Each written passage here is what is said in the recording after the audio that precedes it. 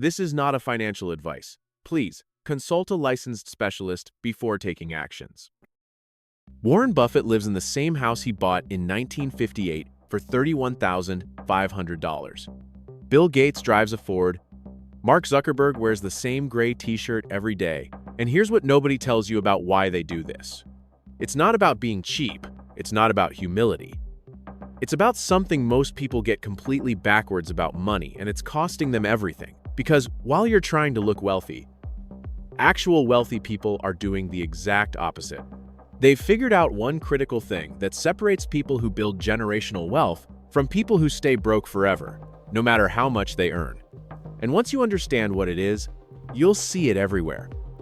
You'll spot it in your own spending, in your friends' Instagram posts, in that purchase you almost made yesterday. So what is it? Let's break this down. Because the answer isn't what you think. Here's the thing that breaks most people's brains about wealth. Rich people don't spend money to look rich. As Morgan Housel said, wealth is what you don't see. Wealth is the cars not purchased, the diamonds not bought, the watches not worn. But we're trained to do the opposite, aren't we? Have you ever bought something just to impress someone? I'll never forget talking to a friend who splurged on a phone just because someone else got one. Did he need it? No. Did it make him feel cool for a week? Absolutely. But the bill kept hurting for months. And this is where wealthy people operate on a completely different frequency. They're not trying to signal wealth, they're trying to build it. And those are two fundamentally incompatible goals. Think about it. Every dollar you spend on status is a dollar that can't compound, can't invest, can't work for you while you sleep. But here's where it gets interesting, and this is the part that changes everything. Wealthy people aren't just avoiding status purchases randomly. They're avoiding one specific category of spending that middle-class people do reflexively, without even thinking about it. And this one category is responsible for more destroyed wealth than any market crash, any recession, any economic disaster in history. They never spend money on things that depreciate when they could spend it on things that appreciate. Let me show you exactly what this looks like in real life, because this is where most people get absolutely wrecked financially. The average person sees a raise and thinks, "Great, I can finally afford that new car, that bigger apartment, that upgraded lifestyle." Wealthy people think differently. While middle-class people focus on the next car upgrade or kitchen remodel, wealthy people invest in stocks, real estate, or businesses. They think about how their money can make more money. And this isn't just philosophy, it's math. Buy a $50,000 car today, it's worth $35,000 next year. That's $15,000 just gone, vanished. You can't get it back. But put that same $50,000 into an S&P 500 index fund. Historically, it doubles every 10 years. In 30 years, that's potentially $400,000. New car in 2025, worth $10,000 in 2035. $50,000 invested in 2025, worth more than $100,000 in 2035. One decision. $390,000 difference. Now, I'm not saying never buy a car. I'm saying wealthy people ask a different question. Is this purchase moving me toward wealth or away from it? And here's what nobody talks about: this decision compounds. Not just the money, the mindset. Because wealthy people pay themselves first. Savings and investments get priority. They don't blow their salary every month thinking, "There's always next month." What percentage of your income do you invest? Comment below. But there's something even more insidious that rich people avoid. Something that feels responsible, feels smart, but is actually bleeding your future dry. You know what wealthy people almost never do? Keep large amounts of cash sitting in regular savings accounts. And this one surprises people because we're taught that saving is responsible, that cash in the bank equals security. But here's the brutal truth. In 2025, inflation is eating your savings alive. Cash sitting in a 0.5% savings account while inflation runs at 3 to 4% means you're losing 2.5 to 3.5% of your purchasing power every single year. That's safe money? It's getting less safe every single day. Wealthy people understand something crucial. Cash is not wealth. Assets are wealth. They use debt as a tool to acquire assets, not to fund lifestyle wants. Think about it. Jeff Bezos doesn't have $150 billion sitting in a checking account. He owns assets. Amazon, stock, real estate, businesses that generate more wealth. Now, emergency funds? Absolutely. Keep cash for that. 3 to 6 months of expenses.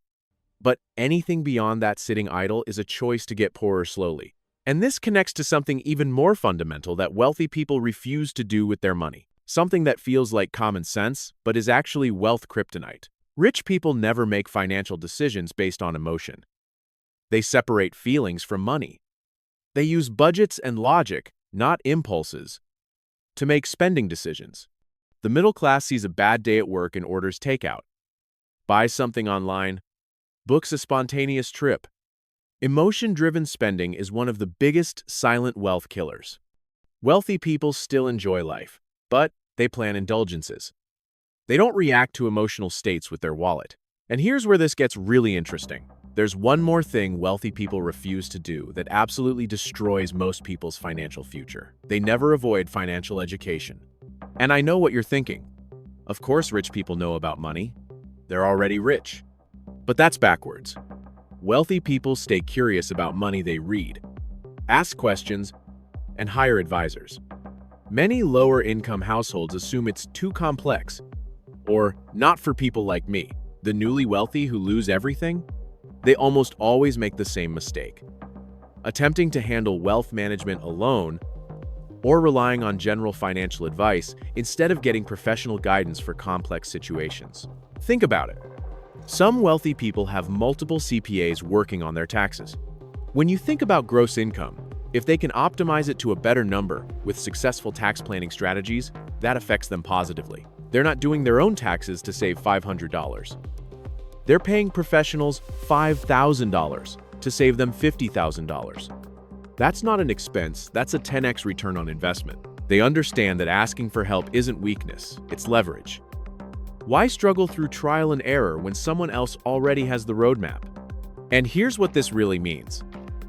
Wealthy individuals network with mentors, investors, and goal-oriented peers who challenge them to grow. Your environment influences your mindset, and your mindset shapes your bank account. Who's the wealthiest person you know personally? What did you learn from them? But there's one final piece to this puzzle, the thing that ties everything together. Here's the ultimate difference between how wealthy people think about money and how everyone else does. Rich people value time more than money. That's why they'll spend more for convenience, hiring a cleaner, ordering groceries, even flying private. Not because they're snobs, because they understand that time is their most limited resource. But it goes deeper than that. Wealthy people view one paycheck as a risk, not security.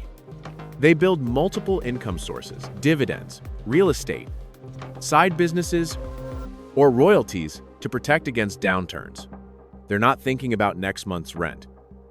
They create trusts, establish family offices, and teach their children about money from an early age. They don't just build wealth, they preserve it across generations.